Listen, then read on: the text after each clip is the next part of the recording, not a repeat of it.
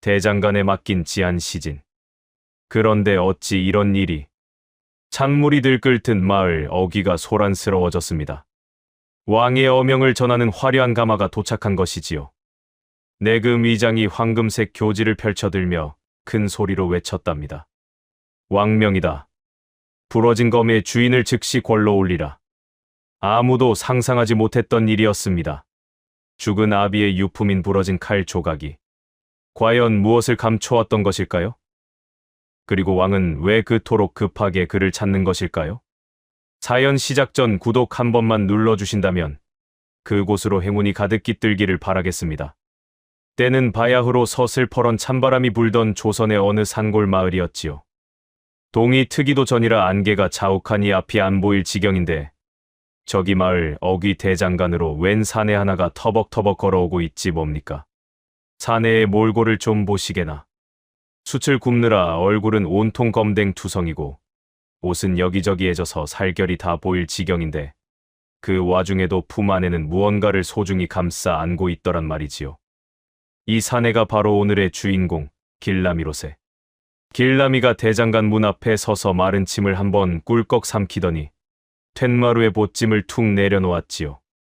이복에 철수 형님 계시는가?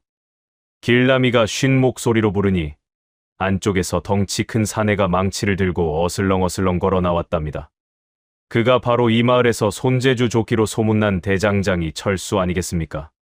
철수가 눈을 비비며 길라미를 보더니 퉁명스럽게 한마디 던졌지요. 아침부터 숯쟁이가 웬일이냐? 줄도는 없고 숯도 아직 남았다. 길라미가 씁쓸하게 웃으며 품 안에서 천 뭉치를 꺼내 놓았답니다. 그 천을 한 겹, 두 겹 조심스레 벗겨내니 그 안에서 나타난 것은 다름 아닌 녹슬고 끝이 툭 부러진 낡은 칼 한 자루였지요. 형님, 이거 쇳값이라도 좀 쳐줄 수 없겠소. 우리 노모가 며칠째 곡기를 끊으셨는데 내 손엔 엽전 한 푼 없으니 말이오. 길라미의 목소리가 파르르 떨리는 게 어찌나 처량하던지 보는 사람 가슴이 다 아릴 지경이었지요. 철수는 코웃음을 치며 그 부러진 칼을 발로 툭 건드려 보았답니다.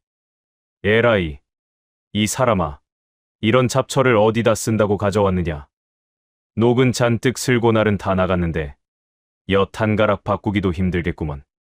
철수가 무심코 칼을 집어들고는 대장간 화로 불빛에 비추어 보았을 때였습니다. 칼자루 끝부분에 묻은 흙을 손가락으로 쓱 닦아내자 거기서 은은하게 빛나는 무언가가 철수의 눈에 들어왔지요. 철수의 눈동자가 갑자기 튀어나올 듯 커지더니 손에 든 망치를 바닥에 툭 떨어뜨리는 게 아니겠습니까? 아, 아니. 길라마, 너 이거 어디서 났느냐? 철수가 사색이 되어 소리치자 길라미는 깜짝 놀라 뒷걸음질을 쳤답니다. 우리 아버님이 돌아가시기 전에 남기신 유품이오. 그냥 낡은 칼인 줄 알았는데 왜 그러시오? 철수는 대답도 없이 칼날을 헝겊으로 박박 문지르기 시작했지요.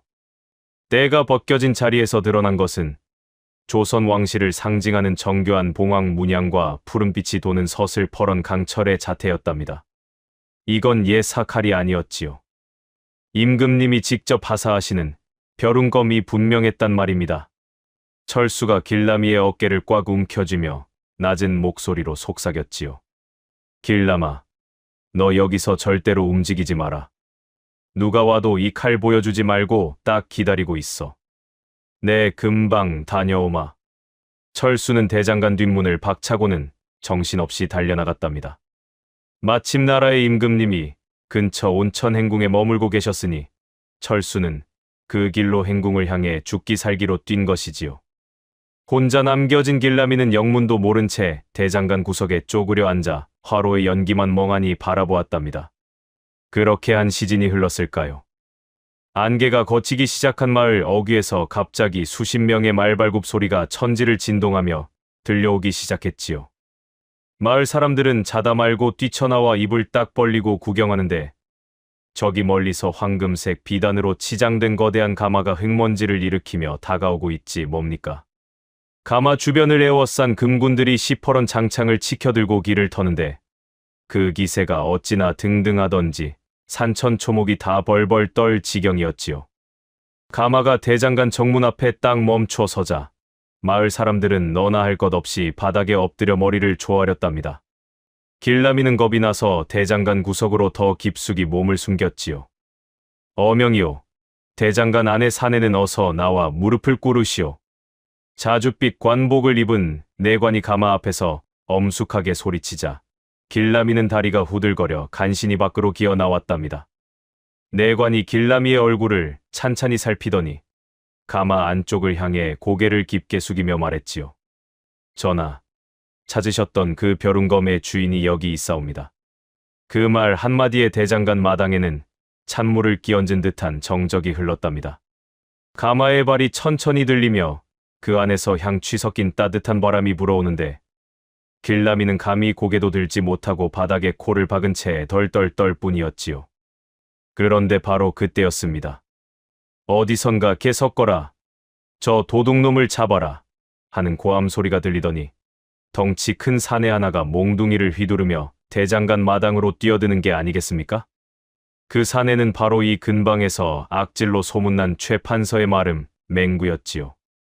맹구는 가마가 임금님의 것인 줄도 모르고 그저 길라미를 괴롭힐 생각에 눈이 멀어 달려든 것이었답니다. 맹구가 길라미의 뒷덜미를 낚아채며 소리쳤지요. 이 역적의 자식이 어딜 도망가느냐? 관아의 물건을 훔쳐다 팔려 한 죄, 내가 오늘 아주 끝장내주마. 금군들이 장창을 겨누기도 전에 맹구의 가죽 장화가 길라미의 가슴팍을 사정없이 걷어찼답니다. 길라미는 비명도 못 지르고 흙바닥을 굴렀고 품 안에 있던 칼 조각들이 사방으로 흩어졌지요. 아이고, 이 일을 어쩌면 좋습니까? 임금님이 바로 앞에 계시는데 이런 사달이 났으니 말이오. 맹구가 다시 몽둥이를 치켜든 순간 내관이 벼락 같은 호통을 내질렀답니다. 개 이놈, 네 앞이라고 감히 매질이냐? 당장 저놈을 포박하라. 내관의 말이 떨어지기가 무섭게 금군들이 맹구를 덮쳐 바닥에 내동댕이 쳤지요. 맹구는 그제야 정신이 번쩍 들었는지 가마의 문양을 보고는 얼굴이 백질장처럼 하얗게 질려버렸답니다. 조금 전 소인이 죽을 죄를 지었사옵니다. 살려주십시오. 맹구가 머리를 땅에 찌으며 빌었지만 내관은 차가운 눈빛으로 길라미를 부축해 일으켰지요. 그리고는 길라미의 손에 묻은 흙을 직접 닦아주며 부드러운 목소리로 말했답니다. 자니가 바로 한충신 대감의 아들인가? 전하께서 자네를 20년이나 기다리셨네. 길라미는 한충신이라는 아버지의 이름이 나오자 눈을 크게 뜨고 내관을 바라보았지요. 아버지는 역적으로 몰려 돌아가신 줄만 알았는데 임금님이 기다리셨다니 이게 대체 무슨 조화란 말입니까? 길라미의 눈에서 굵은 눈물방울이 툭툭 떨어져 글바닥을 적시기 시작했답니다. 동이 튼 아침 햇살이 길라미의 남루한 저고리를 비추는데 그 모습이 참으로 처량하면서도 묘하게 빛이 나더란 말이지요. 내관이 조심스럽게 길람의 팔을 잡아 끌어 가마 앞으로 안내했답니다.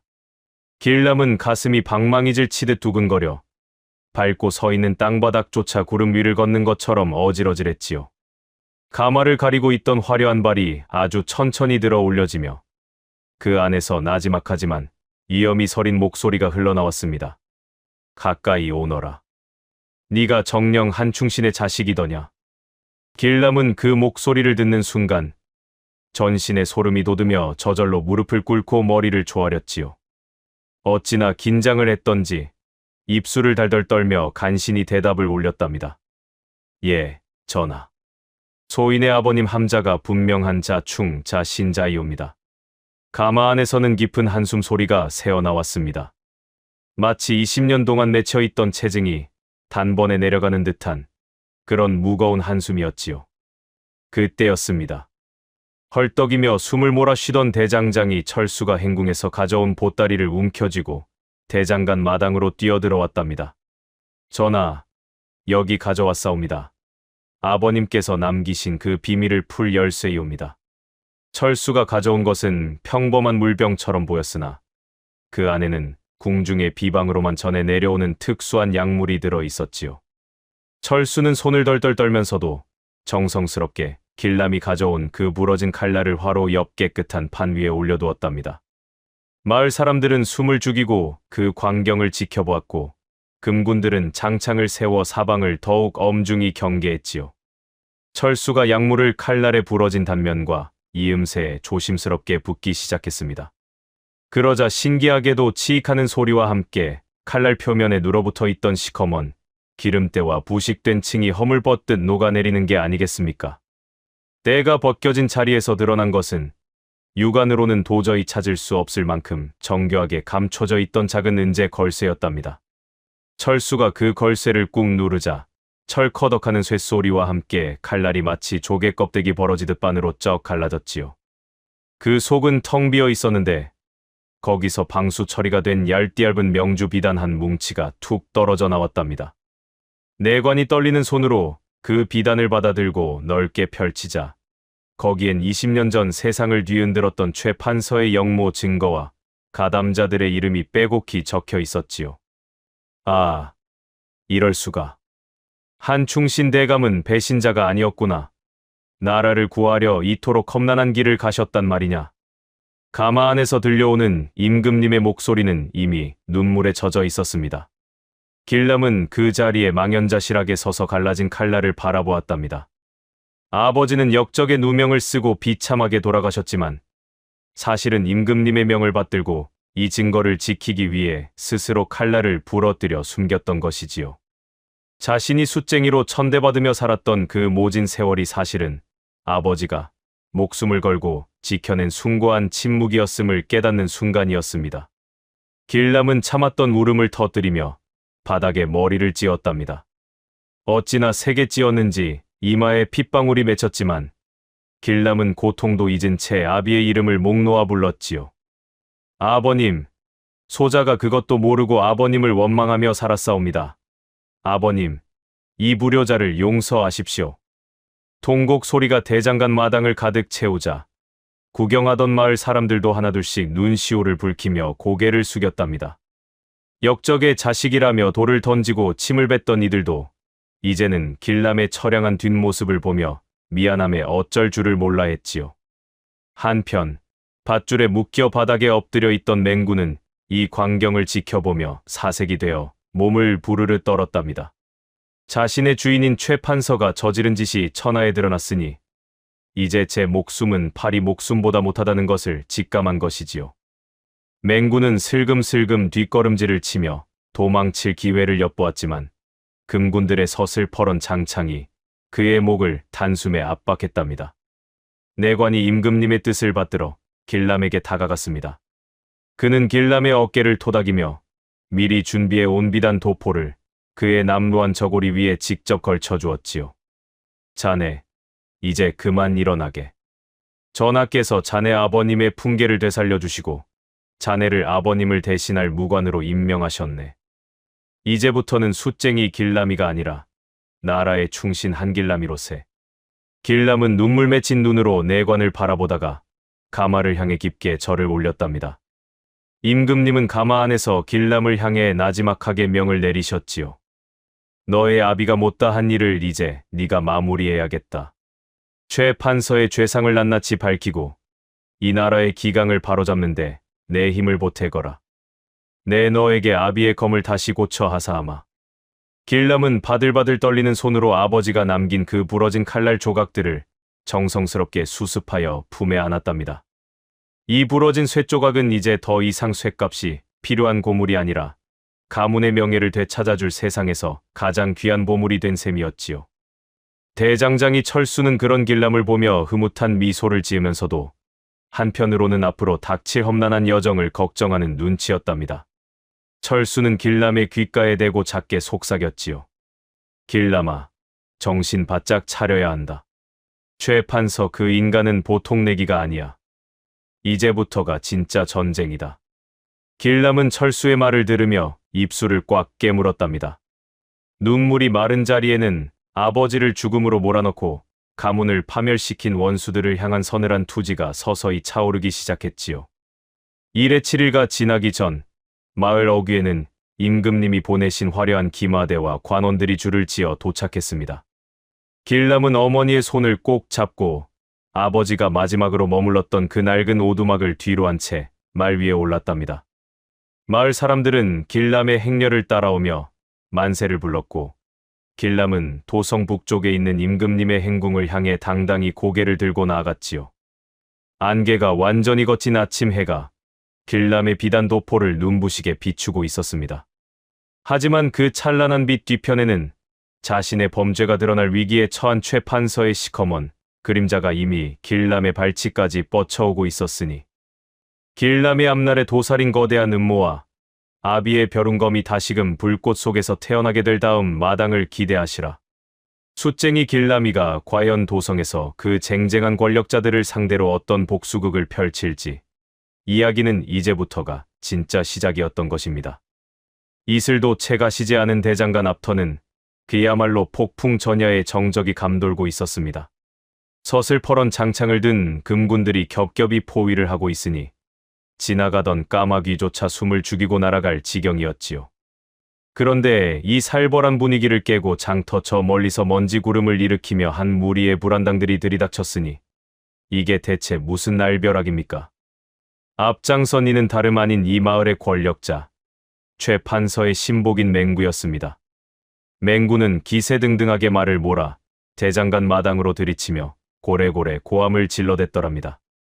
거기 숫쟁이 놈, 길람이게 있느냐? 이 도둑놈 새끼, 오늘이야말로 내 놈의 명주를 끊어놓으러 왔다. 맹구는 가마의 정체가 무엇인지 확인도 하기 전에 바닥에 엎드려 있는 길람을 발견하고는 눈을 희번덕거렸습니다. 말에서 훌쩍 뛰어내린 맹구가 가죽 장화 신은 발로 길람의 가슴팍을 사정없이 걷어찼지요. 길람이 흙바닥을 뒹굴며 신음했지만 그 와중에도 가슴 속에 품은 누비천 보따리만은 부서질세라 꼭 움켜쥐었답니다. 그 꼴을 본 맹구가 비릿하게 웃으며 길람의 머리채를 휘잡아 올렸습니다. 이놈 보게, 관아에서 훔친 보물이 그리도 소중하더냐. 애비는 나라를 팔아먹더니 아들놈은 좀도둑질이라니. 참으로 그 나물의 그 밥이로구나. 맹구가 길람의 얼굴에 침을 뱉으며 단도를 높이 치켜들었습니다. 길람의 찢어진 저고리 사이로 20년 전 아버지가 역적으로 몰려 돌아가시던 날 관가에서 얻어맞았던 모진 매질의 흉터들이 붉게 도드라져 보였지요. 그 상처를 보니 보는 이들의 가슴이 다 미어질 노릇 아니겠습니까? 죽어라, 이 역적의 씨앗아. 맹구의 칼날이 길람의 목을 향해 사정없이 내리꽂으려는 찰나였습니다. 옆에서 지켜보던 금군 대장이 칼집재로 맹구의 팔목을 호되게 후려쳤더랍니다. 아, 내 팔, 어느 놈이냐? 맹구가 비명을 지르며 바닥을 굴렀고 그와 함께 왔던 불안당들은 장창을 겨누는 군사들의 기세에 눌려 오줌을 지릴듯 얼어붙고 말았습니다. 이때 가마 곁을 지키던 내관이 녹이 띈 목소리로 사자오를 토해냈습니다. 감히 어느 안전이라고 이리 소란을 피우느냐? 어명이 내린 자리에서 함부로 피를 보려 하다니 정녕 목숨이 아깝지 않은 모양이구나. 내관이 품 안에서 번쩍이는 어사패를 꺼내 맹구의 코앞에 들이밀었습니다. 어사패를 본 맹구는 그 자리에서 안색이 흙빛이 되어 넙죽 엎드렸지요. 어사패, 아이고, 소인이 죽을 죄를 지었습니다. 임금님이 여기 계신 줄 꿈에도 몰랐사옵니다. 제발 목숨만은 살려주십시오. 방금까지 길람을 죽이려 들던 기세는 어디 가고 맹구는 마당 바닥에 머리를 찌으며 연신 용서를 빌었더랍니다. 하지만 금군들은 가차없이 맹구를 개처럼 끌어다 포승줄로 꽁꽁 묶어버렸지요. 길람은 피 섞인 침을 뱉어내며 맹구의 눈을 똑바로 응시했습니다. 그 눈동자 속에는 20년 동안 억눌려왔던 분노가 들불처럼 번지고 있었으니 참으로 장엄한 광경이었습니다. 이 소식을 듣고 마을 어귀에서 달려온 길람의 노모가 아들을 부둥켜 안고 오열하기 시작했습니다. 아이고, 길람아, 이게 대체 무슨 일이냐? 이 어미 가슴이 다 타버리는구나. 노모의 통곡 소리가 장터 바닥을 가득 채우니 구경하던 백성들도 소매깃으로 눈물을 훔치지 않을 수 없었지요. 내관은 그런 길람에게 다가와 임금이 직접 내린 비단 도포를 건넸습니다. 임금님께서 그대에게 내리시는 은덕이다. 어서 옷을 갈아입고 말에 오르거라. 길람은 노모를 향해 고개를 끄덕여 안심시킨 뒤 당당하게 말 위에 올라앉았습니다. 숫쟁이 차림의 초라한 청년이 비단 옷을 입고 말 위에 오르니 그 풍채가 마치 하늘에서 내려온 장수 같았더랍니다. 드디어 어명 가마를 호위하며 도성 북쪽 행궁을 향한 대행진이 시작되었습니다. 길람은 말 위에서 대장간의 불꽃을 마지막으로 바라보며 이제야말로 아비의 원한을 갚을 때가 왔음을 직감했지요. 말발굽 소리가 다닥다닥 땅을 울리며 도성 북쪽으로 향하는 그 길목이 어찌나 기세등등하던지요. 먼지 구름을 일으키며 나아가는 군사들의 행렬 중앙에서 비단 도포를 휘날리는 길람의 모습은 그야말로 꿈결 같았답니다. 길가에 엎드린 백성들은 고개조차 들지 못한 채 방금까지 숫쟁이라 괄시하던 사내가 어찌 저리 귀한 몸이 되었는지 의아해야 할 따름이었지요. 말을 나란히 하고 걷던 내관이 길람의 옆 얼굴을 슬쩍 살피며 입을 열었습니다. 길람이라 했느냐? 임금님께서 그대를 기다리시는 마음이 무척이나 간절하시니 긴장을 풀고 마음을 굳건히 먹어야 할 것이야. 길람이 말 고삐를 꽉 쥐며 나지막이 대답했습니다. 나으리, 이 옷이 제 몸에는 너무도 무겁사옵니다. 20년 세월 동안 숟가루만 뒤집어 쓰고 살던 놈이 어찌 이런 영광을 감당하겠습니까? 내관이 껄껄 웃으며 채찍을 가볍게 휘둘렀지요. 영광이라 생각지 말게나. 이것은 그대의 아버지가 뿌린 충심의 씨앗이 이제야 싹을 틔우는 것뿐이니 말이야. 자, 어서 가세. 행궁의 문이 머지않았네. 길람은 말의 갈기를 쓰다듬으며 가슴팍에 손을 얹어보았습니다. 그 안에는 아버지가 남긴 끝이 툭 부러진 시커먼 칼날 조각이 묵직하게 자리를 잡고 있었지요.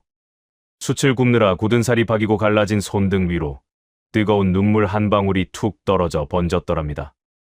아버지, 보고 계십니까?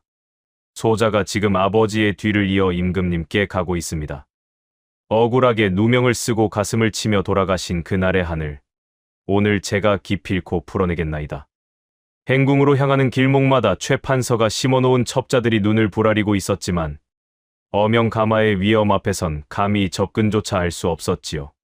도성 북쪽 웅장한 기와 지붕이 겹겹이 솟은 행궁의 대문이 서서히 열리며 길람을 맞이했습니다.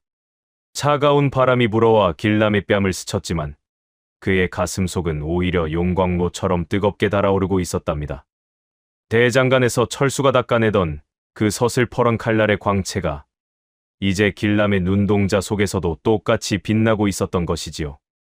말에서 내려 행궁의 차가운 돌바닥을 밟는 길람의 발걸음마다 결연한 의지가 묻어났습니다. 어머니의 통곡 소리도 맹구의 비명 소리도 이제는 멀어져 가고 오직 임금님이 계신 내실의 정적만이 그를 기다리고 있었답니다. 길람은 심호흡을 크게 하며 옴매무새를 가다듬었습니다. 이제 이 문을 넘어서면 돌아갈 수 없는 길임을, 자신의 목숨뿐만 아니라 가문의 명예가 걸린 마지막 승부처임을 그는 잘 알고 있었지요. 행궁의 거대한 그림자가 길람의 발치에 길게 드리워졌습니다. 그 그림자 너머로 20년 전 멈춰버렸던 진실의 시계추가 다시금 요란하게 소리를 내며 돌기 시작했더랍니다. 행궁의 깊숙한 내실은 바깥의 소란과는 사뭇 다른 무거우면서도 향료 냄새가 진동하는 정적이 감돌고 있었습니다. 촛불이 일렁이는 방 안쪽, 금실로 수놓인 병풍 너머로 위엄 서린 그림자가 보였으니 바로 이 나라의 주상전하셨지요. 길람은 숨소리조차 크게 내지 못한 채 차가운 바닥에 엎드렸고 그 옆엔 대장장이 철수가 땀을 닦으며 무릎을 꿇고 있었더랍니다. 고개를 들라. 나지막하지만 천둥 같은 위엄이 서린 목소리에 길람이 천천히 고개를 들었습니다. 용포를 입은 임금은 책상 위에 놓인 때 묻고 부러진 칼날을 뚫어지게 바라보고 계셨지요. 그 눈빛엔 그리움과 미안함, 그리고 말로 다 못할 복잡한 감정이 서려 있었으니 청중 여러분도 그 자리에 계셨다면 가슴이 뭉클하셨을 겁니다. 철수야, 네가 장담한 것이 사실이더냐? 이 녹슬고 부러진 쇳덩이 속에 정말 그것이 들어있단 말이냐? 철수가 옷소매를 걷어붙이며 대답했더랍니다. 전하, 소인이 목숨을 걸고 장담하옵니다. 이 칼은 평범한 검이 아니라 소인이 직접 특수한 장치를 심어 만든 벼룬검의 짝이옵니다.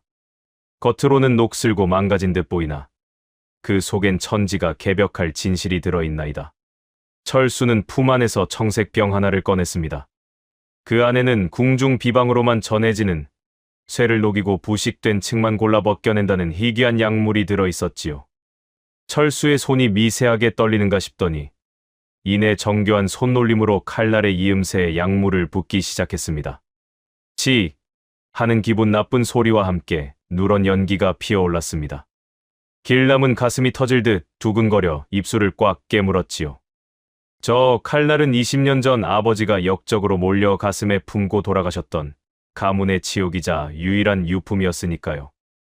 연기가 거치자 놀라운 광채가 드러났습니다.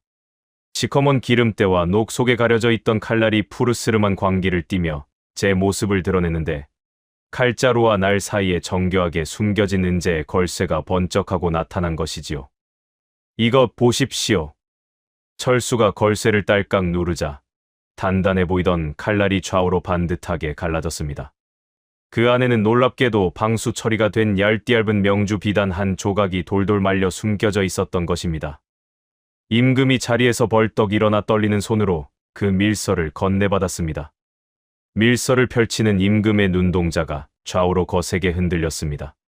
거기에는 20년 전 최 판서가 청나라 세력과 결탁하여 왕실을 뒤엎으려 했던 구체적인 자금 장부와 연명서가 고스란히 적혀 있었지요. 아, 이럴 수가. 한 무관이 진정으로 충신이었단 말이냐? 임금의 목소리가 젖어들었습니다. 사실 길람의 아버지는 임금의 가장 측근에서 그림자처럼 지키던 비밀 호위무사였습니다. 최 판서의 역모를 가장 먼저 알아챘으나 증거를 지키기 위해 스스로 역적의 누명을 쓰고 칼날을 부러뜨려 그 속에 밀서를 감춘 채 죽음을 택했던 것이지요. 길람아, 이리 가까이 오너라. 임금이 길람의 거친 손을 꽉 잡았습니다. 왕의 손이 이토록 따뜻하고 떨리고 있을 줄이야. 길람이 어찌 알았겠습니까? 20년이다. 무려 20년 동안 짐의 충신을 역적으로 몰아 그 아들이 숫쟁이로 살게 했구나. 짐의 무능함이 죄 없는 내 아비를 죽이고 너를 고통 속에 밀어 넣었어. 참으로 미안하구나. 참으로. 길람은 그 자리에서 바닥에 머리를 찌으며 통곡했습니다. 아버지는 배신자가 아니었습니다. 우리 집안은 더러운 역적 가문이 아니었던 것이지요. 20년 묵은 한이 눈물이 되어 바닥을 적시는데 그 소리가 어찌나 처량하고 절절하던지 행궁의 문 밖까지 그 울음소리가 새어나갈 정도였답니다. 하지만 감동에 젖어 있을 시간은 그리 길지 않았습니다. 행궁 밖, 어둠이 깔린 숲속에선 이미 최 판서가 보낸 자객들이 그림자처럼 몸을 숨기고 있었으니까요. 최 판서는 맹구가 잡혀갔다는 소식을 듣자마자 자신의 죄가 드러날 것을 직감하고 행궁을 피바다로 만들어서라도 증거를 없애려 든 것이지요. 철수가 길람에게 다가와 조용히 속삭였습니다. 길람아, 울음을 멈추거라. 이제부터가 진짜 싸움이다. 내 아버님이 남긴 것은 이 밀서뿐만이 아니야. 철수는 갈라진 칼날 끝 조각을 집어들었습니다. 그는 미리 준비해온 숫돌에 그 부러진 파편을 쓱쓱 갈더니 길람의 손바닥에 쏙 들어오는 아주 작은 수장검 손바닥 칼을 만들어 건넸더랍니다. 이것은 내 아버님의 넋이 담긴 칼날이다. 큰 칼이 닿지 않는 어둠 속에서 내 목숨을 지켜줄게야. 자, 받거라. 길람은 아버지의 유품인 조그만 칼날 조각을 소매 속에 깊숙이 감추었습니다. 차가운 쇠덩이에 감촉이 살갗에 닿자 슬픔으로 흐려졌던 길람의 눈빛이 다시금 맹수처럼 날카롭게 번뜩이기 시작했지요. 그때였습니다. 행궁의 기와 위로 사라 하는 미세한 발소리가 들려왔습니다. 일반 사람들은 눈치채지 못할 소리였으나 20년 세월 숲속에서 짐승 소리를 듣고 자란 길람의 귀에는 그것이 살기를 품은 자객들의 발소리임을 단번에 알 수 있었더랍니다. 전하, 엎드리십시오. 쥐새끼들이 담을 넘었습니다. 길람이 외침과 동시에 촛불을 훅 불어 끄자 방 안은 순식간에 칠흑 같은 어둠 속에 잠기고 말았습니다. 과연 길람은 이 위기를 벗어나 아버지의 명예를 완전히 회복할 수 있을까요? 조선의 밤이 피비린내 나는 살기로 출렁이기 시작했습니다. 어둠이 내려앉은 방 안은 코앞에 손가락도 보이지 않을 만큼 캄캄했습니다. 하지만 길람의 감각은 오히려 시퍼런 서슬처럼 깨어나 있었지요. 숫쟁이로 살며 산짐승의 기척을 살피고 밤바람의 결을 읽던 그 예리한 신경이 지금 이 순간 길람의 몸을 살아있는 병기로 만들고 있었던 것입니다. 전하, 소인의 등 뒤에 바짝 붙으십시오. 길람이 나지막이 속삭이며 소매 속에서 그 조그만 칼날 파편, 수장검을 가볍게 쥐었더랍니다. 그때였습니다. 파창하는 소리와 함께 창호지 문을 뚫고 시퍼런 칼날들이 쏟아져 들어왔습니다. 검은 복면을 쓴 자객들이 그림자처럼 방 안으로 스며들었는데 그 숫자가 어찌나 많은지 방 안이 금세 살기로 가득 찼지요. 역적의 자식놈과 왕을 한꺼번에 처리해라. 자객 우두머리에 서늘한 명령이 떨어지기 무섭게 길람이 몸을 날렸습니다. 어둠 속에서 길람의 움직임은 마치 한 마리의 표범과도 같았더랍니다. 큰 칼을 휘두르는 자객의 품 안으로 파고든 길람이 소매 속의 작은 칼날로 적의 손목과 혈자리를 정확히 찔러 넣었지요. 아악! 비명 소리와 함께 자객의 칼이 바닥으로 떨어졌습니다. 길람은 그 칼을 발로 차서 대장장이 철수에게 보냈고 철수 또한 왕실 재검사다운 솜씨로 칼을 잡아 전하의 앞을 가로막았습니다. 이놈들, 감히 어느 안전이라고 발을 들이느냐? 내 오늘 이 대장간 망치 대신 이 칼로 너희 놈들의 머리통을 깨부숴주마. 철수가 호통을 치며 자객들과 맞서는 동안 길람은 전하를 노리는 자객 셋을 한꺼번에 상대하고 있었습니다. 비록 정식 검수를 배운 적은 없으나 아버지가 남긴 비법서의 초식을 머릿속으로 수천 번, 수만 번 되새겼던 길람 아니겠습니까? 부러진 칼날 끝 조각이 길람의 손 안에서 춤을 출 때마다 자객들의 가슴팍과 목덜미에선 붉은 선혈이 뿜어져 나왔더랍니다. 참으로 기가 막힌 노릇이었지요. 길고 화려한 검을 든 자객들이 고작 손바닥만한 칼날 조각을 든 숫쟁이 청년을 당해내지 못하고 추풍낙엽처럼 쓰러지니 말입니다. 방 안이 피비린내로 진동할 무렵 밖에서 전하를 보필하라 는 금군들의 함성이 들려왔습니다. 내관이 이끄는 금군 대열이 행궁을 포위했던 자객들의 뒤를 치기 시작한 것이지요. 궁지에 몰린 자객들이 창문을 깨고 도망치려 했으나 길람은 놓치지 않고 수장검을 던져 마지막 자객의 다리를 꿰뚫어 버렸습니다. 방 안에 다시 촛불이 켜졌을 때 바닥은 이미 자객들의 시신으로 어지러웠습니다. 임금은 거친 숨을 몰아쉬는 길람을 바라보며 감탄을 금치 못하셨지요. 길람아, 내 무제우 살가 참으로 놀랍구나. 과연 그 아비의 그 아들이로다. 임금은 바닥에 떨어진 그 부러진 칼날 조각을 직접 집어들었습니다. 비록 끝이 뭉뚝하고 볼품없었으나 그것은 20년의 세월을 견뎌낸 충심의 결정체이자 오늘 임금의 목숨을 구한 보검이나 다름없었지요. 임금은 즉석에서 탁자 위에 놓인 종이에 붓을 들어 휘갈겨 쓰기 시작했습니다. 그것은 최판서의 죄상을 낱낱이 밝히고 길람에게 그를 처단할 전권을 위임한다는 비밀 교지였더랍니다. 내 오늘 너에게 임시 무관의 직첩을 내리노니 이 교지와 내 아비의 칼을 들고 가서 그 간신배의 목을 가져오너라. 가문의 원함뿐만 아니라 이 나라의 기강을 바로잡는 공을 세우라는 명이다. 길람은 교지를 받들어 품에 넣고 다시금 수리가 완료된 아비의 벼룬검을 허리에 찼습니다. 부러진 칼날 파편은 다시 소매 속에 소중히 감추었지요. 전하, 소신 목숨이 다하는 한이 있더라도 그자의 목을 전하의 발치에 바치겠나이다. 길람이 절을 올리고 방을 나서는 뒷모습 위로 새벽달이 차갑게 빛나고 있었습니다. 이제 숫쟁이 길람의 복수가 아닌 나라의 명운을 건 처절한 사투가 시작되려는 순간이었지요. 철수는 길람의 어깨를 꽉 쥐며 말했더랍니다. 길람아, 이제 시작이다.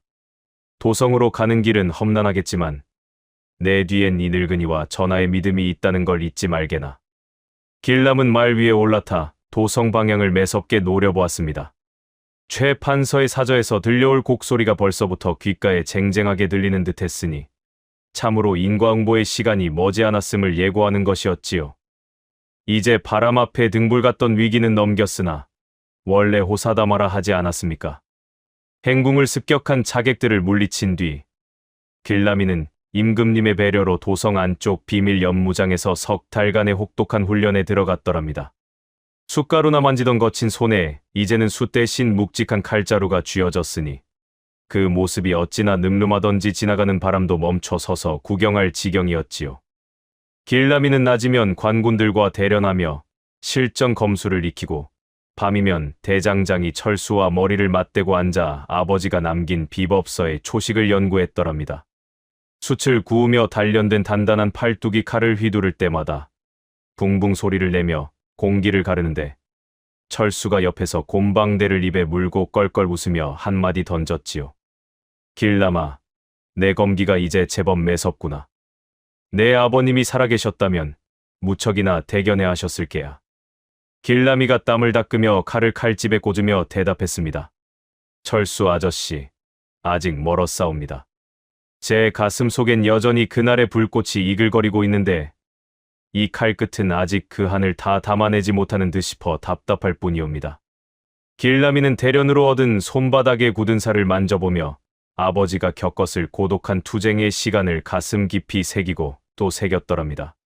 한편 행궁 습격이 실패했다는 소식을 들은 최 판서는 자다가도 벌떡 일어날 만큼 노발대발했지요. 제 꾀에 제가 넘어간 꼴이 된 최 판서는 이제 길라미를 없애기 위해 더 악랄한 음모를 꾸미기 시작했으니 참으로 인면수심이 따로 없었답니다. 최 판서는 조정 내 자신의 세력을 총동원하여 임금님께 상소를 올렸더랍니다. 전하, 저 길람이라는 자는 숫쟁이의 탈을 쓴 왕실 재산 절도범이옵니다. 아비의 죄를 덮으려 가짜 칼을 들고 전하를 현혹하고 있으니 당장 저놈을 옥에 가두고 엄히 다스려야 하옵니다. 임금님께서는 최 판서의 의도를 이미 훤히 꿰뚫고 계셨지요. 하지만 적의 방심을 유도하기 위해 짐짓 속아 넘어가는 척 연기를 하셨으니 우리 임금님도 참으로 지략이 뛰어나신 분 아니겠습니까? 최 판서의 말이 일리가 있구려. 내 잠시 눈이 멀었던 모양이오. 여보라, 당장 저 길라미를 지하 감옥에 가두거라. 어명이 떨어지기 무섭게 길라미는 군사들에게 끌려 지하 감옥에 갇히고 말았더랍니다. 소식을 들은 마을 사람들은 그럼 그렇지, 역적 놈의 자식이 어디 가겠어 하며 수군거렸지만 이는 모두 최 판서를 안심시키기 위한 임금님과 길라미의 약조였던 것이지요. 캄캄한 지하 감옥 안, 길라미는 차가운 바닥에 앉아 철수가 몰래 넣어준 숫돌을 꺼내 들었습니다. 그는 소매 속에 숨겨두었던 아비의 부러진 칼날 조각, 수장검을 꺼내 슥슥 갈기 시작했지요. 최 판서, 내 놈이 내린 이 어둠이 내 칼날을 더욱 날카롭게 만드는구나. 내 놈이 안심하고 웃고 있을 때 내 이 칼날이 내 놈의 심장을 겨눌 것이야. 길라미의 눈동자가 어둠 속에서 고양이처럼 번뜩였더랍니다. 그 시각 최 판서는 길라미가 감옥에 갇혔다는 소식에 좋아서 입이 귀에 걸렸지요. 이제 걸림돌은 사라졌다. 내 이번 기회에 전국의 유력자들을 불러 모아 거한 연회를 베풀고 새로운 나라를 세울 기틀을 다지리라. 최 판서는 자신의 저택에서 대규모 연회를 준비하며 전국의 탐관오리들을 불러 모으기 시작했답니다. 사실 이 연회는 새로운 역모를 꾀하기 위해 동지들을 규합하려는 비밀 회동이었던 셈이지요. 대장장이 철수는 도성 대장간을 운영하는 척하며 최 판서의 저택으로 배달되는 무기들의 수량과 종류를 낱낱이 파악하여 감옥 안의 길람에게 전했더랍니다. 길라미는 감옥 안에서도 훈련을 멈추지 않았고 그의 신체는 이제 어느덧 강철처럼 단단해져 있었지요. 거사 전날 밤 임금님께서는 비밀리에 감옥을 방문하여 길라미를 불러내셨습니다. 임금님의 손에는 철수가 밤을 새워 수리해낸 아비의 벼룬검이 들려 있었더랍니다. 길라마, 때가 왔다. 이 칼을 바꿔라. 가서 내 가문의 명예를 바로잡고 이 나라의 썩은 뿌리를 도려내거라. 길라미는 무릎을 꿇고 아비의 보검을 두 손으로 받들었습니다. 검은색 무복 위에 아비의 유품인 낡은 흉갑을 덧입고 머리에 붉은 띠를 질러 결연한 의지를 보였으니 그 기세가 가히 장관이었지요. 철수는 길라미의 신발 밑창에 소리 없이 걸을 수 있는 가죽을 덧대어주고 소매 안에는 비상용 연막탄까지 챙겨주었더랍니다. 길라마, 꼭 살아 돌아와야 한다. 내 어머님이 눈물로 기다리고 계신 걸 잊지 말게. 길라미는 철수의 손을 꽉 잡고 고개를 끄덕인 뒤 보름달이 구름에 가려진 틈을 타 최 판서의 저택이 내려다 보이는 뒷산으로 향했습니다. 삼경을 알리는 북소리가 멀리서 들려오자 길라미는 바람을 가르며 최 판서의 사저 담장을 가볍게 뛰어넘었더랍니다. 담장을 넘은 길라미의 발소리는 낙엽 구르는 소리보다도 작았더랍니다. 저택 앞마당에는 수백 개의 청사초롱이 밤을 낮처럼 밝히고 있었고 여기저기서 고기 굽는 냄새와 향기로운 술 냄새가 코끝을 찔렀지요. 하지만 길라미의 눈에는 그 화려한 등불이 백성들의 기름을 짠 핏빛으로 보였고 달콤한 술 냄새는 억울하게 죽어간 이들의 피비린내처럼 느껴졌으니 그 심정이 오죽했겠습니까? 허허허, 자, 한 잔들 더 하시오. 이제 이 나라는 우리 최 대감님의 손바닥 안에 있는 것이나 다름없소이다. 어디선가 들려오는 탐관오리들의 간드러진 웃음소리에 길라미는 어금니를 꽉 깨물었더랍니다. 길라미는 그림자 속에 몸을 숨긴 채 연회가 벌어지는 정자로 조심스레 다가갔지요.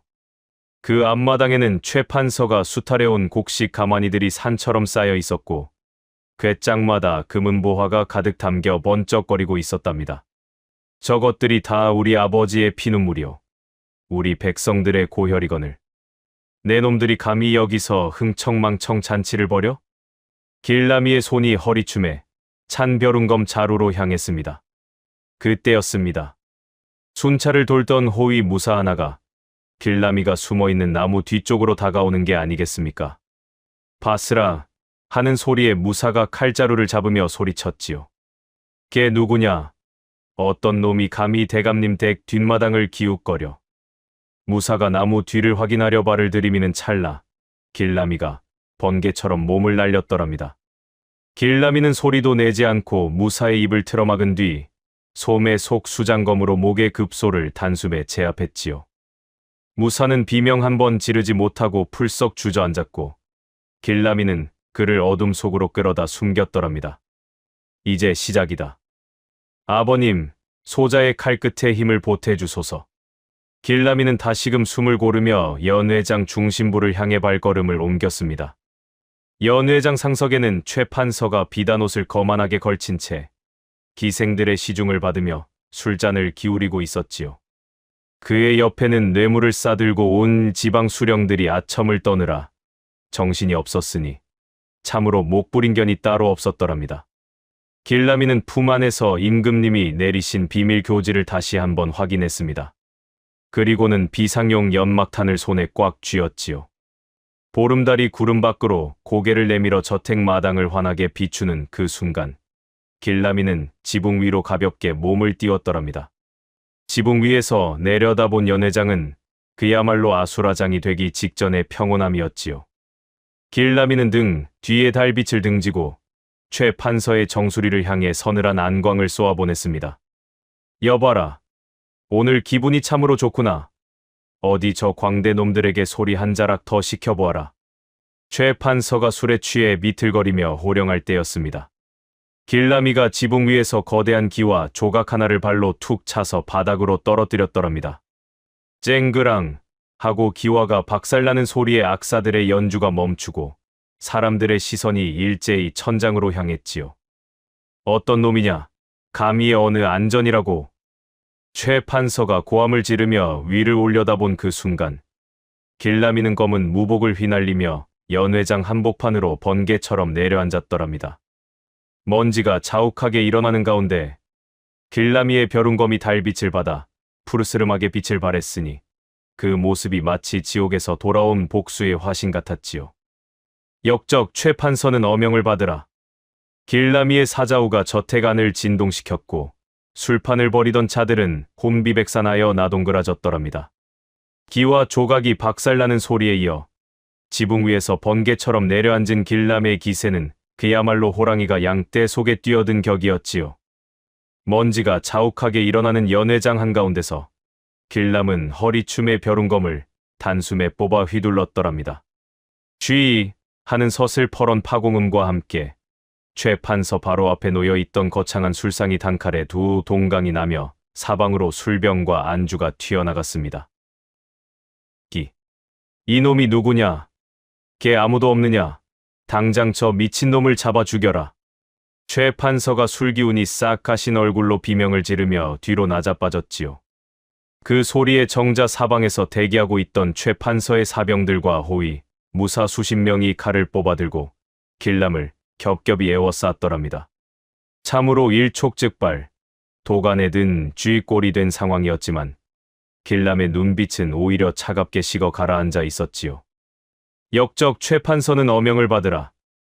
내 놈의 추악한 죄상이 천하에 드러났으니 이제 내 놈의 목숨으로 그 핏값을 치를 때가 왔다. 길람의 사자후에 호위 무사들이 주춤하는가 싶더니 이내 돈에 눈이 먼 무사들이 일제히 길람에게 달려들었습니다. 하지만 여러분, 우리 길람이가 누굽니까? 20년을 숟가루 뒤집었으며 아비의 비법 초식을 몸에 새긴 사내 아니겠습니까? 길람이 발을 넓게 벌리며 검을 낮게 눕히더니 아비의 절기인 환영검의 초식을 펼치기 시작했더랍니다. 길람의 몸놀림이 어찌나 빠른지 자객들의 칼날은 허공만 가를 뿐이었고 길람의 벼룬검이 한 번 스칠 때마다 무사들의 칼은 맥없이 부러져 나갔지요. 비명 소리와 칼 부딪히는 소리가 연회장을 가득 메웠지만 길람은 눈 하나 깜짝하지 않고 최 판서를 향해 한 걸음씩 다가갔습니다. 으악! 저놈을 막으란 말이다. 최 판서는 사색이 되어 안채로 도망치려 발버둥을 쳤더랍니다. 그 꼴이 어찌나 추하던지 평소 부리던 위험은 간데없고 똥물에 빠진 생쥐 꼴이나 다름없었지요. 최 판서가 문지방을 넘으려는 찰나 길람이 소매 속에서 단도 한 자루를 꺼내 가볍게 던졌습니다. 파 소리와 함께 단도가 최 판서의 비단도포 자락을 뚫고 기둥에 깊숙이 박혀버렸으니 최 판서는 발을 떼지 못하고 제자리에 묶여버린 셈이지요. 길람이 피 묻은 칼날을 바닥에 털어내며 최 판서의 코앞까지 성큼성큼 다가갔습니다. 최 판서가 바들바들 떨며 기둥을 붙잡고 애걸복걸하기 시작했더랍니다. 길람아, 내가 잘못했다. 내 아비의 일은 다 오해였다. 내가 재물을 줄 테니 제발 목숨만은 살려다오. 길람이 최 판서의 멱살을 움켜쥐고 서늘한 칼날을 그의 목덜미에 갖다 댔습니다. 길람의 눈에서 뜨거운 눈물 한 방울이 최 판서의 얼굴 위로 툭 떨어졌지요. 이것은 내 놈 때문에 20년을 역적의 자식으로 살아온 내 아비의 눈물이요. 이것은 내 놈이 수탈한 백성들의 핏값이다. 길람은 품 안에서 20년 전 아비가 목숨과 맞바꾼 밀서와 임금님이 내리신 비밀 교지를 꺼내 최 판서의 눈앞에 들이밀었습니다. 밀서를 본 최 판서는 이제 정말 끝이라는 것을 직감했는지 넋이 나간 표정으로 주저앉고 말았더랍니다. 그때였습니다. 저택의 담장 너머에서 최 판서가 숨겨두었던 사병 100여 명이 화살에 불을 붙여 시위를 당기며 나타난 것이 아니겠습니까? 전부 쏴라. 저놈과 함께 증거를 다 태워버려라. 최 판서의 부하가 소리쳤지만 그보다 먼저 저택의 기와 위에서 수십 발의 화살이 날아와 사병들의 손목을 정확히 꿰뚫었습니다. 임금님이 미리 배치해두었던 금군들이 때맞춰 등장한 것이지요. 금군이다. 전하의 군사들이 오셨다. 연회장은 이제 정의의 심판장으로 변했습니다. 최 판서의 사병들은 곤비백산하여 무기를 버리고 항복했고 탐관오리들은 서로 먼저 살겠다고 담을 넘다 자빠지니 참으로 가관이었더랍니다. 길람은 벼룬검의 끝으로 최 판서의 가슴팍에 새겨진 부정한 관직의 문장을 단칼에 도려내버렸습니다. 이제 너는 판서도 무엇도 아니다. 그저 아비의 영혼 앞에 무릎 꿇을 죄인일 뿐이다. 길람의 외침과 함께 최 판서의 손목에 차가운 쇠사슬이 채워졌습니다. 가문의 원수를 제 손으로 직접 심판한 길람의 가슴 속에서 20년 묵은 응어리가 드디어 씻겨 내려가는 순간이었지요. 자, 보십시오. 최 판서의 저택 한 구석, 굳게 닫혀있던 지하 창고의 거대한 문이 금군들의 함성과 함께 박살이 났더랍니다. 육중한 자물쇠가 끊어지고 문이 활짝 열리자 그 안에서 무엇이 쏟아져 나왔겠습니까? 아니, 저게 다 무엇이란 말이냐? 창고 안에는 백성들에게서 수탈한 곡식 가마니가 산처럼 쌓여 있고 궤짝마다 가득 담긴 금괴와 은가락지들이 달빛을 받아 번쩍거렸지요. 그 광경을 본 백성들이 너나 할 것 없이 마당으로 달려들어와 환호성을 질렀더랍니다. 저 곡식은 작년 가뭄 때 우리 집에서 뺏어간 것이네. 세상에나, 저 금괴가 다 우리 피땀이란 말이지. 천벌을 받을 놈. 백성들의 울분 섞인 환호가 저택을 가득 채울 때 길람은 아비의 벼룬검을 하늘 높이 치켜들었습니다. 그 서슬퍼런 칼날이 밤하늘의 보름달을 가로지르며 승리를 선포하자 도성하늘 위로 임금님이 쏘아올린 불꽃들이 화려하게 터져 올랐지요. 아버지, 보고 계십니까? 드디어 그날의 억울함을 씻었나이다. 길람의 사자후가 천둥처럼 울려 퍼졌습니다. 한때 이 나라를 손에 쥐고 흔들던 최판서는 이제 비단옷이 갈기갈기 찢긴 채 자신이 그토록 멸시하던 숫쟁이 길람 앞에서 개처럼 끌려나가는 처지가 되었으니 참으로 인과응보가 따로 없었더랍니다. 이놈들, 이거 놓지 못할까? 내가 누군지 알고 이러느냐? 최판서가 마지막까지 발악하며 고함을 질렀으나 그의 손목에 채워진 차가운 쇠사슬 소리만이 공허하게 울릴 뿐이었지요. 길람은 그 추한 뒷모습을 보며 피 섞인 침을 한번 뱉어내고는 저택 한가운데로 발걸음을 옮겼습니다. 길람은 품 안에서 소중히 쌓아온 아비의 위패를 꺼내 정성스레 연회장 상석에 모셨더랍니다.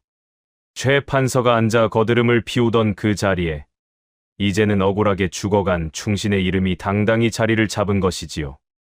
길람은 떨리는 손으로 술잔을 채워 위패 앞에 올렸습니다. 아버지, 드디어 가문의 명예를 되찾았나이다. 이제는 차가운 땅속이 아니라 저 높은 하늘에서 편히 쉬소서. 첫 잔을 올리고 바닥에 머리를 찌으며 올리는 절은 그 어느 때보다 무겁고도 정중했습니다. 그 뒷모습 위로 흩날리는 불꽃에 제가 마치 아비의 따뜻한 손길처럼 길람의 어깨를 토닥이는 듯했지요. 이로써 20년 묵은 가문의 원한이 씻기고 도성 안에는 새로운 정의의 서광이 비치기 시작했습니다. 하지만 여러분, 이야기가 여기서 끝난다면 참으로 섭섭하지 않겠습니까? 호사다마라 하였거늘 복수의 기쁨이 채 가시기도 전에 길람에게 또 다른 어두운 그림자가 다가오고 있었으니 말입니다. 저택 너머 어둠 속에서 이 광경을 핏발선 눈으로 지켜보는 한 사내가 있었으니 과연 길람의 앞날엔 또 어떤 파도가 몰아칠런지요. 사람 일이 참으로 마음먹은 대로만 흘러가면 오죽이나 좋겠습니까? 하지만 예부터 호사다마라 하여 좋은 일 뒤에는 꼭 막아 끼는 법이지요. 최 판서를 잡아 가두고 가문의 억울함을 씻어냈으니 이제는 앞길에 비단길만 펼쳐질 줄 알았는데 이게 웬 날벼락이란 말입니까? 도성 전체가 길람이의 장한 소식에 잔치 분위기였던 그 시각, 멀리 유배지에서 피비린내 나는 소보가 날아들었던 것입니다. 전하, 큰일 났사옵니다. 최 판서의 장자 최악이 육배지를 탈출하여 길람의 고향집을 덮쳤다 하옵니다. 내관의 다급한 외침에 궁궐 안의 공기가 순식간에 얼어붙고 말았습니다. 최 판서의 아들 최악이 누구입니까? 그 놈은 제 아비보다 더한 살인귀로 어릴 적부터 칼 쓰는 법만 익혀 사람 목숨을 파리 목숨보다 하찮게 여기던 자 아니겠습니까? 유배지로 가는 압송관들을 몰살시키고 도망친 그놈이 길람에게 복수하기 위해 가장 먼저 노린 것은 다름 아닌 길람의 노모였던 것입니다. 길람이가 소식을 듣고 고향집으로 달려갔을 때는 이미 집 마당에 낭자한 핏자국만이 그를 반길 뿐이었습니다. 길람이 가슴을 쥐어짜며 집안을 뒤지는데 뒤둥에 단검 하나가 꽂혀 있고 그 끝에 피 묻은 서신 한 장이 매달려 있었습니다. 내 놈의 어미를 살리고 싶다면 오늘 자정까지 도성 북쪽 귀곡 절벽 위에 폐사찰로 오너라. 아비의 밀서와 벼룬검을 반드시 지참해야 할 것이다. 만약 관군을 한 명이라도 대동한다면 내 어미의 목은 그 즉시 절벽 아래로 떨어질 것이야. 서신을 읽는 길람의 손이 파르르 떨렸습니다. 눈등이 붉게 충혈되고 이가 갈리는 소리가 마당 가득 울려 퍼졌지요. 그때 소식을 듣고 달려온 대장장이 철수가 길람의 어깨를 꽉 잡으며 말했습니다. 길람아, 이건 함정이다. 최악 그놈은 제 아비의 복수를 하려는 게 아니라 그 밀서를 빼서 다시 가문을 일으키려는 속셈이야. 혼자 가는 건 사지로 뛰어드는 것과 다름없네. 길람은 철수의 손을 조용히 뿌리치며 아버지가 쓰던 벼룬검을 등 뒤에 단단히 고쳐 맸습니다. 길람이 젖은 목소리로 대답했습니다. 철수 아재, 내 평생 아버지를 잃고 죄인처럼 살면서 어머니 가슴에 대못을 박았습니다. 이제 겨우 그 못을 빼내려 하는데 나 때문에 어머니가 돌아가신다면 내 어찌 사람이라 하겠습니까? 설령 그곳이 저승길이라 해도 나는 가야만 합니다. 길람의 단호한 태도에 철수도 더는 말리지 못하고 그저 길람의 손에 작은 주머니 하나를 쥐어줄 뿐이었습니다. 하늘도 길람의 마음을 아는지 갑자기 먹구름이 몰려오더니 굵은 빗줄기가 쏟아지기 시작했습니다. 한치 앞도 보이지 않는 칠흑 같은 밤, 길람은 홀로 말을 몰아 귀곡 절벽으로 향했습니다. 이 절벽은 이름 그대로 귀신이 울고 간다 할 정도로 험악하고 가파른 곳이라 웬만한 장정들도 대낮에 오르기 꺼려하는 곳이지요. 절벽으로 향하는 외길에 들어서자마자 여기저기서 불길한 소리가 들려오기 시작했습니다. 최악이 미리 설치해둔 덫과 함정들이 길람의 발목을 노리고 있었던 것입니다. 피잉 소리와 함께 어둠 속에서 독 화살이 날아왔습니다. 길람은 본능적으로 몸을 날려 피했지만 날카로운 화살촉이 그의 왼쪽 팔뚝을 스치며 지나갔습니다. 비겁한 놈들, 어둠 속에 숨어서 장난질이냐. 길람은 상처 부위를 옷소매로 대충 묶고 다시 걸음을 재촉했습니다. 빗물인지 피인지 모를 액체가 얼굴을 타고 흘러내렸지만 길람의 머릿속에는 오직 밧줄에 묶여 떨고 있을 어머니 생각뿐이었습니다. 길람이 산길을 오를수록 매복해 있던 최악의 잔당들이 그림자처럼 튀어나와 앞을 가로막았습니다. 한길람, 내 놈이 여기까지 살아서 올 줄이야. 하지만 여기서 끝이다. 복면을 쓴 자객 3명이 칼을 휘두르며 달려들었습니다. 길람은 아비의 비법서에서 익힌 초식을 펼치며 전진했습니다. 빗줄기를 가르는 벼룬검의 서슬퍼런 광채가 어둠을 갈랐습니다. 챙강 하는 소리와 함께 자객의 칼이 부러져 나갔지만 워낙 수적으로 열세인데다 함정이 도처에 깔려 있어 길람의 몸 여기저기에 자상이 늘어만 갔습니다. 허벅지에서 흐르는 피가 장화를 적시고 숨이 턱 끝까지 차올랐습니다. 길람은 거친 숨을 몰아쉬며 생각했습니다. 아버지, 아버님도 20년 전 이토록 외롭고 처절한 싸움을 하셨던 것입니까? 그 모진 세월을 어찌 견디셨습니까? 길람은 입술을 깨물어 정신을 가다듬었습니다. 어느덧 저 멀리 깎아지른 절벽 끝에 위태롭게 서 있는 폐사찰의 실루엣이 보이기 시작했습니다. 그 사찰 마당에는 수십 개의 횃불이 비바람 속에서도 꺼지지 않은 채 타오르고 있었고 그 중심에 광기 어린 눈을 한 최악이 앉아 있었습니다. 그리고 그 옆에는 이 일을 어찌하면 좋습니까? 길람의 노모가 손발이 묶인 채 절벽 난간에 간신히 걸쳐진 나무틀에 매달려 있는 게 아니겠습니까? 까딱 잘못하면 수백 길 낭떠러지로 떨어질 절체절명의 순간이었습니다. 최악이 길람을 발견하고는 기괴한 웃음을 터뜨리며 일어섰습니다. 왔느냐? 숫쟁이 놈아. 아니, 이제는 장군님이라 불러드려야 하나. 하하, 어서 와서 내 어미가 떨어지는 꼴을 구경하거라. 어머니는 아들의 처참한 행색을 보고는 가슴이 미어지는지 목이 맨 소리로 부르짖었습니다. 길람아, 오지 마라. 이 어미는 죽어도 괜찮으니 너라도 살아서 돌아가거라. 제발, 이 어미 말 좀 들어라. 길람은 어머니의 울음소리에 가슴이 찢어지는 듯 했습니다. 길람이 비틀거리며 마당 한가운데로 걸어 들어가 칼을 땅에 박고 버텼습니다. 그의 온몸은 이미 피와 진흙으로 엉망이 되어 있었지요.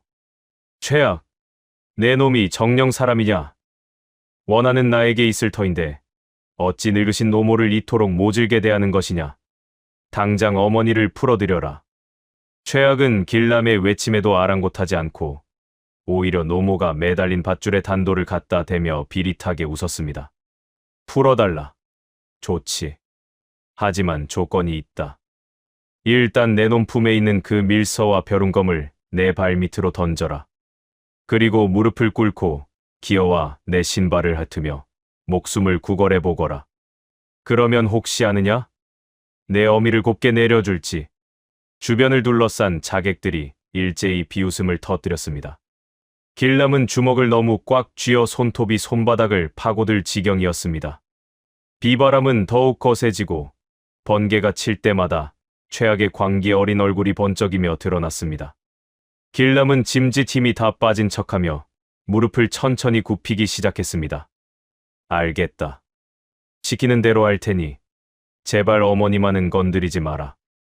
길람이 비굴한 표정을 지으며 바닥에 엎드리자 최악은 승리감에 도취되어 방심한 듯 크게 웃어 젖혔습니다.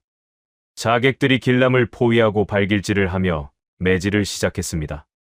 길람은 그 고통을 고스란히 견뎌내며 소매 속에 숨겨둔 무언가를 손가락 끝으로 더듬었습니다. 그것은 바로 대장장이 철수가 건네준 비밀 병기이자 아버지가 남긴 부러진 칼날이었습니다. 최악이 길람의 머리채를 휘잡아 올리며 마지막 일격을 가하기 위해 칼을 높이 쳐들었습니다. 자, 이제 내 아비 곁으로 보내주마. 죽어서 내 아비에게 전해라. 결국 이 나라는 우리 최씨 가문의 것이라고. 최악의 칼날이 길람의 심장을 향해 무섭게 내리꽂으려는 순간 길람의 눈에서 번뜩이는 안광이 터져 나왔습니다. 과연 길람이는 이 위기를 극복하고 어머니를 구할 수 있을까요? 절벽 끝에서 벌어지는 이 기막힌 사투의 결과가 어찌 될지 참으로 손에 땀을 쥐게 하는 대목이 아닐 수 없습니다. 최악 그놈은 정말이지 인간의 탈을 쓴 악귀가 분명했습니다. 바닥에 엎드린 길람의 등을 가죽 장화로 지지기며 최악이 비릿한 침을 뱉어냈지요. 길람은 입안 가득 고이는 핏물을 삼키며 신음했습니다. 온몸의 뼈마디가 어긋나는 듯한 고통이 밀려왔지만 길람은 눈을 부릅뜨고 최악의 움직임을 하나하나 살폈답니다. 에헤라디아, 꼴 좋구나. 조선 팔도를 호령하던 벼룬검의 주인이 이제는 내 발밑에서 벌레처럼 기고 있구나. 최악이 길람의 등에 꽂혀있던 벼룬검을 발로 툭 차서 절벽 난간 쪽으로 밀어버렸습니다. 어머니는 그 광경을 보며 가슴을 쥐어뜯으며 절규했지요. 길람아, 내 새끼야, 이 어미가 잘못했다. 너를 세상에 내놓아 이런 꼴을 보게 하는구나. 차라리 나를 죽여라. 저 아이는 건드리지 마라. 노모의 애끓는 통곡 소리가 빗소리를 뚫고 길람의 귀청을 때렸습니다. 어머니의 눈물은 길람의 심장에 뜨거운 물덩이를 지피는 땔감이 되었지요. 길람은 속으로 수천 번, 수만 번 아버지를 불렀습니다. 아버님, 소자에게 힘을 주십시오. 저 간악한 무리로부터 어머니를 구할 힘을 주시옵소서. 그때였습니다. 최악이 길람의 머리채를 휘잡아 올리더니 자신의 허리춤에서 시퍼런 단도를 꺼내 들었습니다. 그놈의 눈광에는 이미 이성이란 찾아볼 수 없는 광기만이 가득했지요. 자, 이제 연극은 끝났다. 내 놈이 죽어야 내 아비의 그 잘난 비밀도 영원히 묻히는 법. 저승에 가서 내 아비에게 전하거라. 세상은 힘 있는 자의 것이지 너희 같은 충신 놈들의 것이 아니라고. 최악이 칼을 높이 치켜들자 자객들이 길람의 사지를 더욱 강하게 눌러 고정했습니다. 비바람이 몰아치는 폐사찰마당에는 오직 죽음의 그림자만이 짙게 깔려 있었지요. 번개가 우르릉 쾅 하고 내리치며 사방을 하얗게 비추는 그 찰나 길람의 입가에 옅은 미소가 번졌습니다. 아니, 이 죽음의 문턱에서 미소라니요. 대체 길람이 무슨 생각을 하고 있었던 걸까요? 사실 길람은 매질을 당하면서도 철수가 덧대준 신발 밑창과 소매 속의 감각을 잃지 않고 있었습니다.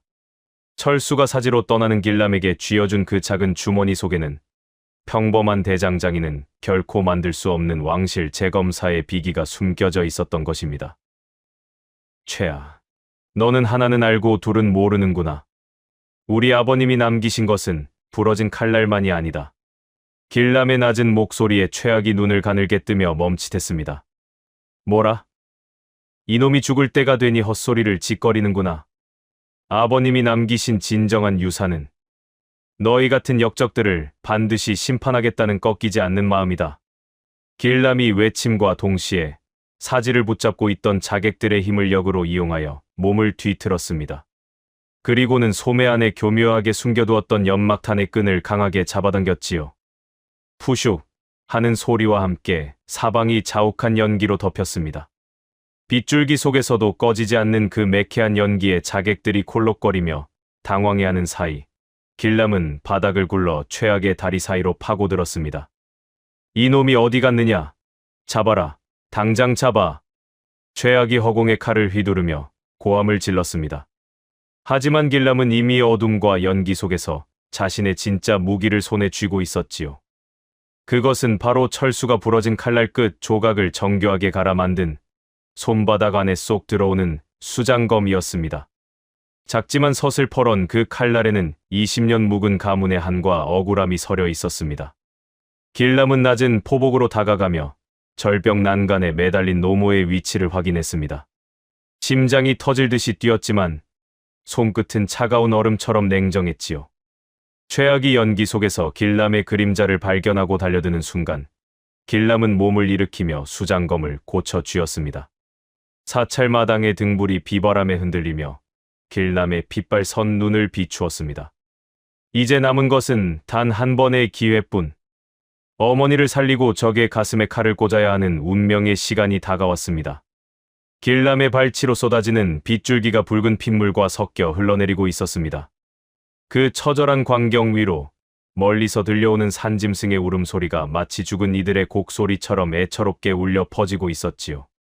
자욱한 연기와 비바람이 뒤섞인 귀곡 절벽의 폐사찰 마당. 한치 앞도 보이지 않는 그 혼돈 속에서 우리 길람이가 어찌 움직였을지 궁금하지 않으십니까? 최악 그놈은 연기 속에서 허우적대며 제 칼자루만 휘두르고 있었지만 우리 길람이는 달랐답니다. 숫쟁이로 살며 어둠 속에서 길을 찾는 데는 이골이 난 데다 대장장이 철수가 준 연막탄의 특성을 미리 파악하고 있었으니 말이지요. 이놈, 어디 숨었느냐? 쥐새끼처럼 숨지 말고 당당히 나와라. 최악이 짐승 같은 비명을 지르며 칼을 마구잡이로 휘둘렀습니다. 그때였습니다. 길람이 바닥에 던져두었던 벼룬검의 칼자루 끝에서 번쩍 하고 눈을 멀게 하는 강력한 섬광이 터져나왔던 것입니다. 이것이 바로 철수가 밤을 새워 장치해둔 비장의 무기, 섬광탄 아니겠습니까? 아, 내 눈이. 최악과 자객들이 갑작스러운 빗줄기에 비명을 지르며 눈을 감싸 쥐었습니다. 찰나의 순간이었지만 길람에게는 천금 같은 기회였지요. 길람은 번개 같은 몸짓으로 일어나 소매 속에 숨겨두었던 그 부러진 칼날 조각, 즉 수장검을 뽑아들었습니다. 길람의 눈에는 이제 오직 최악의 심장만이 보일 뿐이었습니다. 길람은 낮은 자세로 파고들어 최악의 휘두르는 칼날 아래를 스치듯 통과했습니다. 그리고는 아비의 억울함과 어머니의 눈물을 그 작은 칼날 끝에 실어 최악의 가슴팍을 향해 무섭게 내리꽂았습니다. 이 부러진 칼날이 너희 가문의 끝이다. 내 아비의 한을 가져가거라. 푸슉 하는 소름 끼치는 소리와 함께 작은 칼날이 최악의 가슴 깊숙이 박혔습니다. 최악은 믿기지 않는다는 듯 눈을 크게 뜨고 길람의 얼굴을 바라보았지요. 제 아비가 그토록 멸시하던 부러진 칼날이 제 목숨을 거둘 줄이야 꿈에도 몰랐을 것입니다. 최악이 비틀거리며 뒤로 물러나는데 하필 그곳이 어디였겠습니까? 바로 길람의 노모가 매달려 있던 절벽 난간이었던 것입니다. 최악이 쓰러지면서 노모를 지탱하던 밧줄 뭉치를 건드리고 말았으니 참으로 기가 찰 노릇이지요. 어머니, 안 됩니다. 길람이 비명을 지르며 몸을 날렸습니다. 최악의 시신은 허무하게 절벽 아래 어둠 속으로 추락했고 노모가 매달린 나무틀 역시 드르륵 소리를 내며 낭떠러지로 미끄러지기 시작했습니다. 길람은 온 힘을 다해 절벽 끝으로 손을 뻗었습니다. 손톱이 바위 틈에 박혀 피가 터져 나오고 어깨 근육이 찢어지는 듯한 고통이 밀려왔지만 길람은 포기하지 않았습니다. 어머니, 제 손을 잡으십시오. 제발. 제발요. 길람은 추락하기 직전의 밧줄 끝을 기적적으로 낚아챘습니다. 길람의 발이 절벽 모서리에서 버티며 흙먼지를 일으켰고 그의 팔뚝에는 굵은 힘줄이 밧줄처럼 툭툭 붉어져 나왔습니다. 그 절체절명의 순간 숲 너머에서 수십 개의 횃불이 파도처럼 밀려오는 게 아니겠습니까?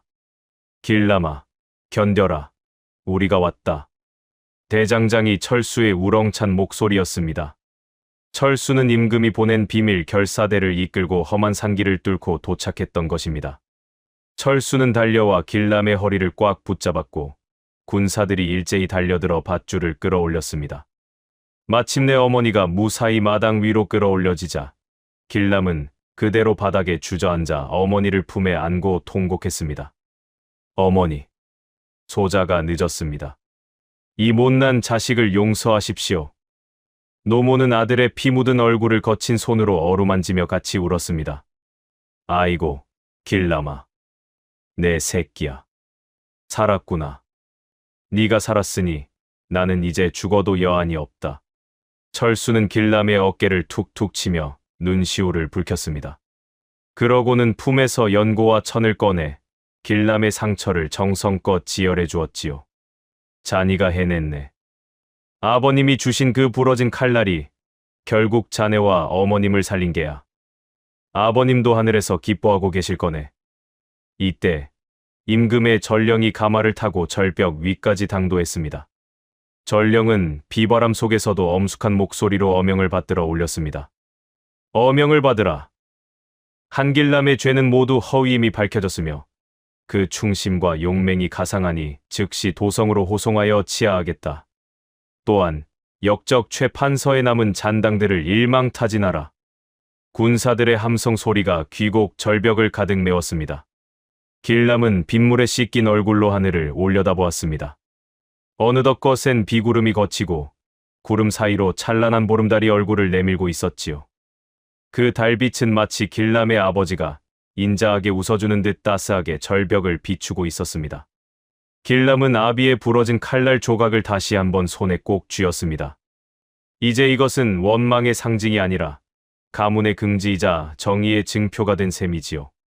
길람과 노모는 군사들의 정중한 호위를 받으며 어둠이 걷히는 산길을 내려가기 시작했습니다. 귀곡 절벽에서의 사투가 끝난 지 2일째 되는 날이었습니다. 도성 한복판, 종로 앞에는 수많은 백성이 구름처럼 몰려들었지요. 왜냐고요? 바로 탐관오리의 괴수 최판서와 그 일가에 대한 마지막 판결이 내려지는 날이었기 때문입니다. 죄인 최판서는 들어라. 너는 권력을 남용하여 충신을 모함하고 백성의 고열을 짜내어 사리사욕을 채웠으며 급기야 영모까지 꾀하였으니 그 죄가 하늘에 닿았다.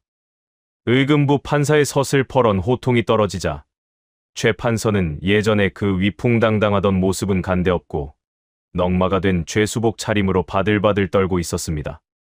그놈의 전 재산은 몰수되어 굶주린 백성들에게 곡식으로 나누어 주게 되었고 최 판서와 그 일가족은 대역죄인으로 판결받아 국경지대의 소금 노비로 압송되는 처지가 되었답니다. 권불 10년 죬 부실니엔이요. 화무 11홍화 우실홍이라더니 권세가 영원할 줄 알고 기고만장하던 자의 말로가 참으로 비참하기 짝이 없었지요. 그 시각 우리 길라미는 대궐 안편전에서 임금님을 독대하고 있었습니다. 숫쟁이 차림은 온데간데 없고 임금님이 직접 하사하신 비단 관복을 차려입은 길라미의 모습이 어찌나 늠름하던지 보는 이들마다 입을 쩍 벌릴 정도였답니다.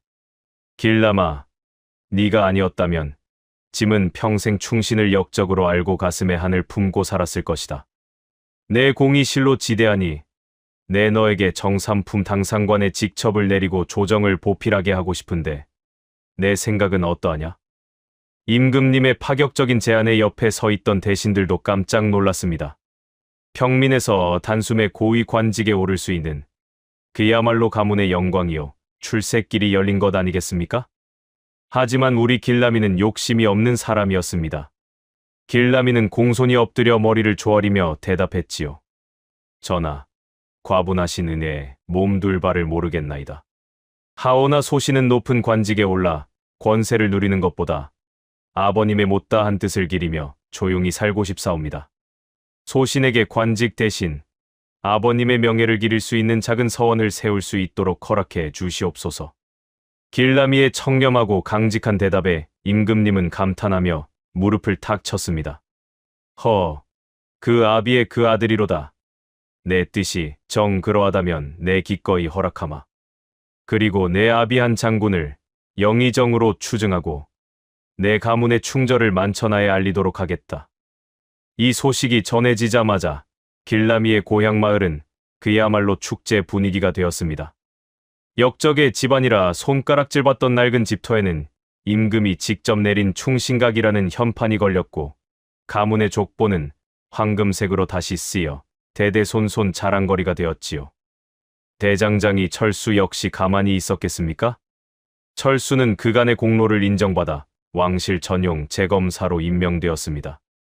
이제 시골 대장간에서 홈이나 갈던 처지가 아니라 조선 최고의 명검들을 제작하며 전국의 명성을 떨치는 장인이 된 것이지요.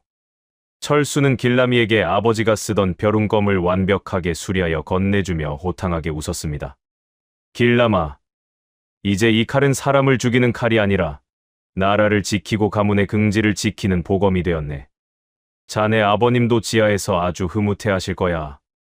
길람은 수리된 벼룬검과 자신을 살렸던 그 작은 부러진 칼날 조각을 나란히 품에 안았습니다. 그것은 단순한 무기가 아니라 20년의 세월을 견뎌낸 인내와 정의의 결정체였던 셈이지요. 마을 사람들은 이제 길라미의 집 앞을 지날 때마다 말해서 내려 경의를 표했습니다. 그를 부르는 이름도 숫쟁이에서 부러진 칼날의 장군으로 바뀌었지요. 하지만 길람은 예전과 다름없이 겸손한 자세로 마을 어르신들을 공경하고 가난한 이웃들을 돌보며 살았답니다.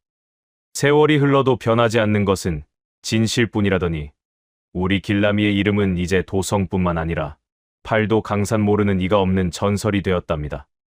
길라미가 세운 서원마당에는 매일같이 아이들의 낭랑한 글 읽는 소리가 담장을 넘어 울려 퍼졌더랍니다.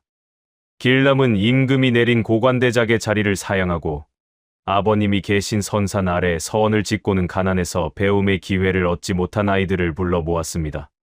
자, 얘들아. 이 칼날을 보아라. 무엇이 보이느냐? 아이들은 서당 한가운데 정성스레 전시된 끝이 툭 부러진 시커먼 칼날 조각을 보며 고개를 갸우뚱했습니다. 그러면 길람은 인자한 미소를 지으며 아이들의 머리를 쓰다듬어 주었지요.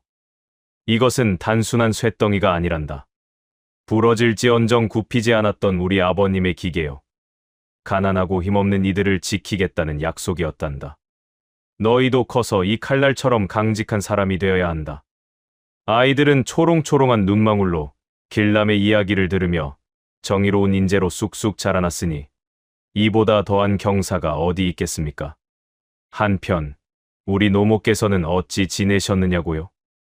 비단 옷을 입으라는 아들의 간청에도 손사래를 치시며 예전처럼 무명옷을 입고 이웃들에게 떡을 나눠주는 것을 낙으로 삼으셨답니다. 그저 아들이 무사하고 가문의 이름이 바로 섰으니 더 바랄 게 없다는 것이지요. 길람의 효심 또한 지극하여 매일 아침 어머니의 방 앞에 문안 인사를 올리는 것으로 하루를 시작했으니 동네 사람들의 칭송이 자자했더랍니다. 하지만 권선징악의 끝은 여기서 끝이 아닙니다. 간악한 꾀로 세상을 속였던 최판서, 그놈은 어찌 되었느냐고요? 에이, 말도 마십시오. 유배지에서 소금을 나르던 최판서는 눈에 독한 소금기가 들어가 결국 두 눈이 멀어버리고 말았답니다. 한때 조정을 호령하며 금은보화를 주무르던 손으로 이제는 지나가는 백성들에게 밥 한 술 구걸하며 연명하는 처지가 되었으니 자신이 수탈했던 백성들의 발등을 핥으며 목숨을 구걸하는 그 모습이 어찌나 비참하던지 인과응보가 따로 없더군요. 매년 아비의 기일이 되면 임금님은 직접 제문을 써서 내려보내고 귀한 과일과 술을 하사하셨습니다. 충신을 잊지 않는 임금과 가문의 명예를 지킨 아들, 그리고 이를 돕는 의리 있는 대장장이까지. 이런 이야기라면 전기수들이 밤을 새워 들려주어도 모자랄 판이지요. 실제로 도성 장터에는 이 이야기가 만화와 노래로 만들어져 퍼졌답니다. 전기수들이 목을 높여 부러진 칼날의 장군 이야기요 하고 외치면 구경꾼들이 인산인해를 이루어 엽전을 던져대니 장터에 돈이 마를 날이 없었다는 우스갯소리도 전해집니다. 어느 보름달이 유난히 밝은 밤이었습니다. 길람과 대장장이 철수는 서당 툇마루에 앉아 아비의 묘소를 바라보며 술잔을 기울였습니다. 철수가 곰방대를 탁탁 털며 껄껄 웃었습니다. 길람아, 이복의 길람아, 이제는 자네 아버님도 저 달 위에서 잔을 들고 계실 것 같구먼. 자니가 해낸 걸 보시면서 말이네. 길람은 잔잔한 미소를 지으며 밤하늘을 올려다보았습니다. 모두가 철수 아재 덕분입니다. 그날 대장간에서 아재가 그 봉황 문양을 발견하지 못했다면 저는 여전히 숫쟁이로 늙어갔겠지요. 진정한 영웅은 제가 아니라 아재입니다. 두 사람은 마주보며 시원하게 웃음을 터뜨렸습니다.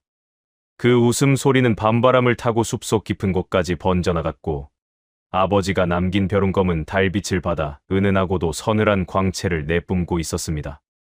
자, 여러분, 숫쟁이 길람이가 지켜낸 부러진 칼날 이야기, 오늘 어떻게 들으셨습니까?